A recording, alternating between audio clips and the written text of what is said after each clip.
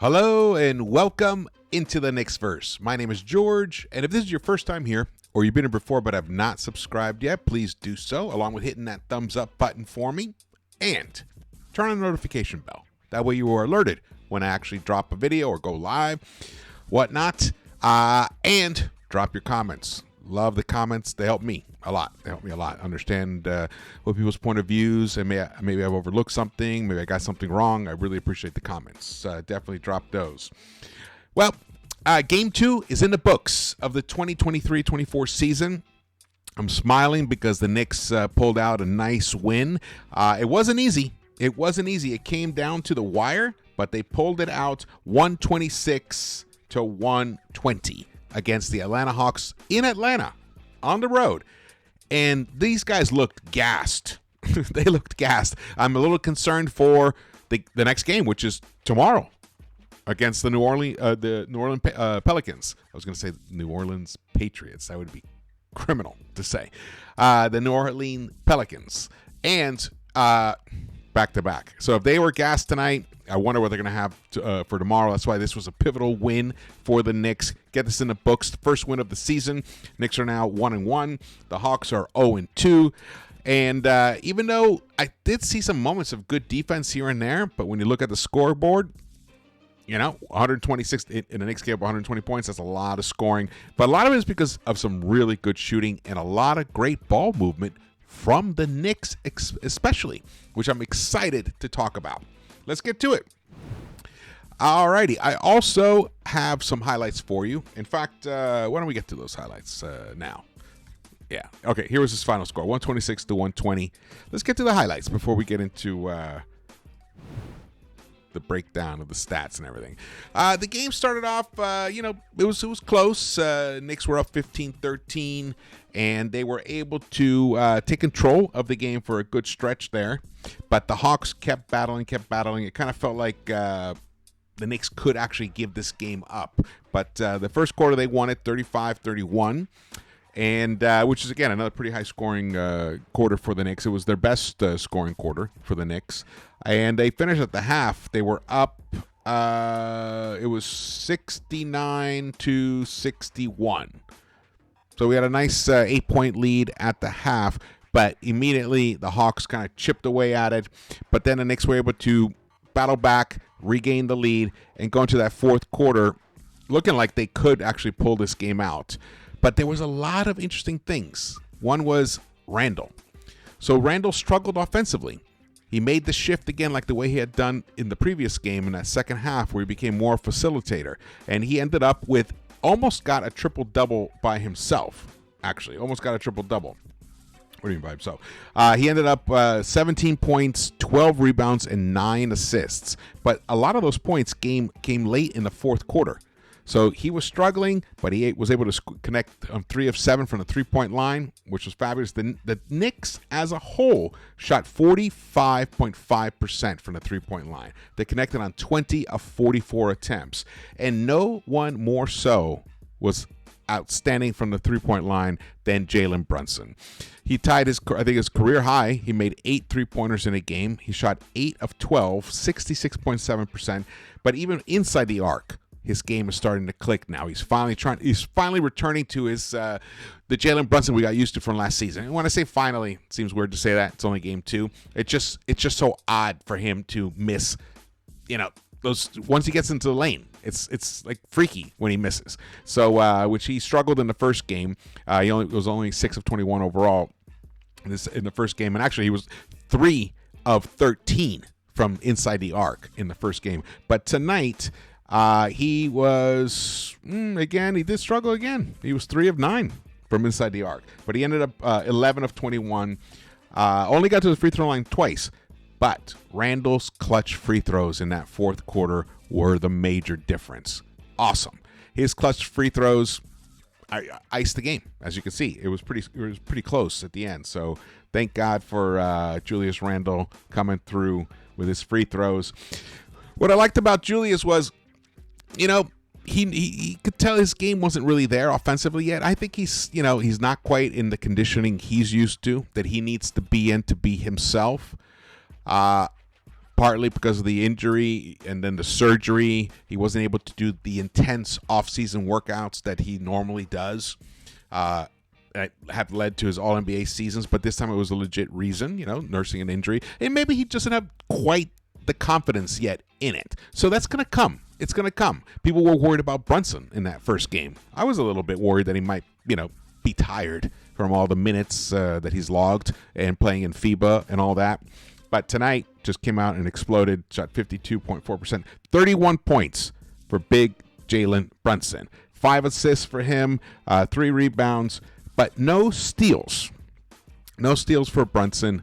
Definitely that has to change. For this team to go far, Jalen Brunson has to compensate for his lack of defense by creating turnovers for the other team, not him coughing a ball up, which he did late in the game. He coughed that ball up. I don't know if he got credit with the turnovers, but made a kind of not a good pass to Grimes that got deflected by Trae Young, and it bounced off Grimes' face, which there was 40 seconds left in the game. And we were struggling to hold on to this lead, and we're just giving the ball up. And then on the very next play that the Knicks had the ball, Brunson forces a pass to RJ, not a good pass to him, and it went out of bounds. So another turnover, which the Hawks used to capitalize on it, and that's why the game felt really close. At one point, it was only a 2-point game, and that's when Randall stepped to the line, hit the first 3-point. Actually, it was a 3-point game. Randall hit his free throw, beautiful, and then he hit the next one, get it to a 5-point game. Yeah, that was a bad play right there. For quickly struggled with his shot tonight, but several of them looked down. They were right there. They just kind of rattled out. Even Breen commented on it. There was one from the left corner, 3, just rattled out somehow. There was another one from the right corner. I think he was just slightly off tonight. And then he did make some annoying turnovers. 4 turnovers. He was the high man in turnovers. The Knicks actually committed an uncharacteristic for them 16 turnovers tonight, but they caused 22 turnovers. So they were +6 in that column. Beautiful. Look at this move right here. Oh, DeJounte Murray. What did I call him? Did I call him Dante? No, it's DeJounte Murray. This is an interesting play here. Randall finally gets one of these to go. I don't think he got one at all like that in the entire game. So that was a big moment there. You can see it's close, 114, 110. The reason the offense was able to flow for both teams because defensively, both these teams were just gassed in that fourth quarter to the point where there was even a fast break. No one even went back to help or anything. That was a humongous play right there from RJ. Beautiful, big play right there. Okay, so here's the moment. We're up by 4. Gets it to Randall. Randall hits the 3. Excellent. RJ, the facilitator tonight. RJ had 6 assists tonight. 6 dimes, 1 steal. He finished with 26 points. Get this. This is what RJ's done in the first couple of games alone. He's averaging 48.5% overall from the field. Almost 49% from the field. He's averaging 50% from the 3-point line. He's averaging 25 points per game, and he got 6 dimes tonight. And a steal in both games. I wanted him to average at least 1 steal per game for himself. He's making good decisions. His defense has improved. He has actually made. It's so early to tell, but if he continues like this, look at that 3-point shot right there. Oh, it's replaying now. Let's get to the stats here. All right, we'll get into this stuff. But yeah, he's been unbelievable. I'm incredibly excited and enthused by RJ's progress. His development has really he's taken himself to another level. But again, it's only 2 games. So we got to see more of this. Quentin Grimes tonight, he struggled a bit, 2 of 6 overall, but he had 2 of 5 from the 3-point line. So that was nice for him. He played almost 25 minutes. Let's get into this here. RJ Barrett as the Knicks hold on in Atlanta. 26 points, 9 of 15 overall, 5 of 6 from the free throw line, which is also he's only missed. What's he missed from the free throw line? He's only missed 2 free throws, 1 per game. He's hit on 11 of 13 free throws so far this season, and the 6 dimes. But this guy, Jalen Brunson, 31 points, 5 assists on 8 of 12 shooting from the 3-point line. Like I said, that is a career record for him, I believe. So let's get into the stats. As you can see, Randall, 34 minutes. The starters had some decent amount of minutes, except for Grimes, 25 minutes. The bench, Dante DiVincenzo, pop tonight. Yeah, 6 of 10. At one point, he had hit 4. He was 4 of 4, finished 6 of 10. Though he keeps missing these layups, these reverses and stuff. I'm hoping that's not a trend. I'm hoping that's not a part of his game. I hope that he actually can finish. Because to me personally, there's nothing more frustrating than when someone does everything beautiful, get to the hoop, and they don't finish. So let's hope that this is just rust. He's getting some rust off. But his three-point shot looked great. 3 of 5 from the three-point line. As I mentioned, the Knicks shot outstanding from the three-point line. And even though Quickly did struggle, he managed to finally give you 11 points, 6 assists, and 6 rebounds. We have some good rebounding guards on this team. Josh Hart finished with 3 rebounds himself. Barrett had 3. Brunson had 3. Nice rebound distribution. But Mitch Robinson with his 13 boards, outstanding. And he was credited with 4 blocks and 4 steals. Here, you can see here. 4 blocks and 4 steals. 8 stocks for Mr. Mitchell Robinson. Love it. Loved this game tonight. Isaiah Hartenstein, I thought he was having the best game of his Knicks career. It was just awesome. He had a steal at almost at midcourt. Took it down for a dunk himself. Beautiful block late in the fourth quarter. Just kind of like scooped it out of, who was it? Can't remember. It was Hunter. Somebody's hand. I mean, just grabbed it. It was a block and steal at the same exact time. Outstanding. Love that. Knicks are good. Knicks are a good team. You know, it's frustrating that we lost the first game when we had the lead late in the fourth. But it just shows you, I mean, the Boston Celtics are tremendous. So, Knicks are a good team. Tonight's game verified that they're a good team. It's just a matter of how can they sustain this long enough to where they can actually maybe even end up with the 3rd seed. That is a quick question I'm looking at right now. I know it's way too early. These first 6 games of the season are brutal. The next one is against New Orleans Pelicans, which is tomorrow, and then they play Cleveland. And then they play Cleveland again, and then they play the Bucks. So they play a home and home against Cleveland back-to-back, which are always tough and tricky. And then they play the Bucks. So those first 6 games. In the pregame show with Keys, I was saying, you know what? After dropping the Boston game, if we end up 3-3 after those first 6 games, I'll be very happy. But the way the Knicks played tonight leads me to believe that, you know what? There's a chance because they're not depending on Randall and Brunson every night. Now there's other guys who are coming in there and giving you key buckets. Tonight, like last night, or the night before, it was Quickly who gave you the 24 points. Tonight, Dante DiVincenzo on tremendous efficiency gives you 16 points. Barrett comes through again with another 26 points. And I'm loving his decision-making process. Really excited about this, actually. We've been waiting for this. So if this is something real, I mean, I got to say, I tweeted it out during the game. And I was going to show it to you here, but didn't quite get it. They tweeted out, we all know the truth about this Knicks team. It could be special if RJ makes that leap. What Barrett has been doing since the 2023 playoffs, through FIBA, through these first 2 games of the 2023-24 season, has me believing it actually might be possible. I'm happy for RJ Barrett. Hard work does pay off. Kudos to you, brother. Let's look at the Hawks here. Hawks ended up, they shot well. They shot 48.3% overall.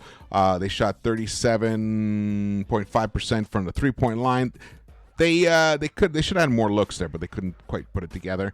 The thing that killed them was I thought it was the turnovers. No, it wasn't the turnovers. They actually had 28 assists, and the Knicks had 30 assists. We were one of the worst assist teams in the league last season. I think, if not the worst. Maybe we were like 29th. We just had 30 assists tonight. Ball movement. I'm smiling because, this is how this team can really make that next step. And that's where the continuity comes in. Very excited. Very excited, guys. I hope you guys are excited about this. This is a big, beautiful win, in Atlanta on the road. So here are the team stats. Again, the New York Knicks owned the offensive boards, not by too big a margin. We were just a +3 there. Overall, we ended up just a +1 in rebounding total, but look, 30 assists, 9 steals for us. That's outstanding for a New York Knicks team. We just weren't known last season for being a high steals team. Actually, the past 3 years, we haven't been. So this is nice. This is what having Josh Hart, and Dante DiVincenzo on this team helps with. And it motivates other guys to start looking for that. I'm really happy about that situation right there. The points off turnovers, it was almost a wash right there. Fast break points, which the Knicks struggle in transition defense. Mike Breen called it out during the broadcast. They do. We really need to correct that. If this team really has any hopes of maybe getting back to the second round and maybe even getting past the second round. I know I'm talking about the playoffs because in a way that's where my head is already at with this team. It's already there because I know that this team can win, 45 games, no doubt. I'm predicting 49, but that's without including the 3 unscheduled games for the in-season tournament. So they could win over 50 games. This team can win over 50 games. It's just a matter of, is Randall going to show up in the playoffs? Is RJ going to keep going in this direction? Is Brunson going to stay healthy? All these questions. Is Thibs going to, adjust, and not burn his players out? These are all the concerns that I have going into the playoffs. Is Emmanuel Quickley going to be his regular awesome self in the playoffs? If all those things happen, this team could, pull off a Miami type run like last season. Maybe not get all the way to the finals, but get at least to the Eastern Conference Finals. Maybe they're the team that upsets the Bucks or the Celtics if they have to face them in the second round. So let's see. But all that is on hold right now because it's only game 2. We got 80 more games to go, guys. 80 more. The New York fouls were pretty decent. The free throw shooting, which was atrocious the first game, atrocious. The Knicks shot 53.8% in game 1. Tonight they shot, a respectable 71.4%. It's respectable. I'll take it. But both teams went to the line. Well, they went 2 more times. 30 attempts. We had 28 attempts. So that's pretty even. If you look at this, the 3-point shooting was a big reason why the Knicks were able to pull this game out. Big reason. Which I'm loving that. But they were good 3-point attempts. Maybe there was 1 or 2 that maybe were, ill-conceived. I think RJ put one up that was ill-conceived, and same with Emmanuel Quickley, but not that many. There were very few. They were all very well. The timing that was chosen for those threes to go in the air were really good and smart. And the percentage, the efficiency of it kind of tells you that because they weren't contested. Awesome. And then Isaiah Hartenstein, very happy for him as well. Look at this, 126-120. New York Knicks are now back at 500. They play New Orleans tomorrow. If they can steal that game somehow, this team will be in beautiful position right now. Even if they lose that game, they come back. They play Cleveland, which we play them very, very well. Who knows? We might even be able to sweep the back-and-back games against Cleveland. And if we sweep those, then we got the Bucks. Then we end up 3-3, unless we somehow dethrone the Bucks. We're gonna have to be able to figure out how to beat the best teams. It's gonna have to happen. And on any given night, any team can beat anybody at all. But when both teams play well, we still need to be able to figure out a way to win those games. I think we can because we have guys like Brunson. Brunson is just tenacious. He struggled so much in game 1 and came out tonight and had himself a career night from the 3-point line. That shows the kind of guy he is. And same with RJ Barrett. Look at that. All right. Well, thank you guys so much for watching this. My name is George. Please subscribe, hit the thumbs up button for me, and drop your comments, and I will see you around the Knicks-Verse.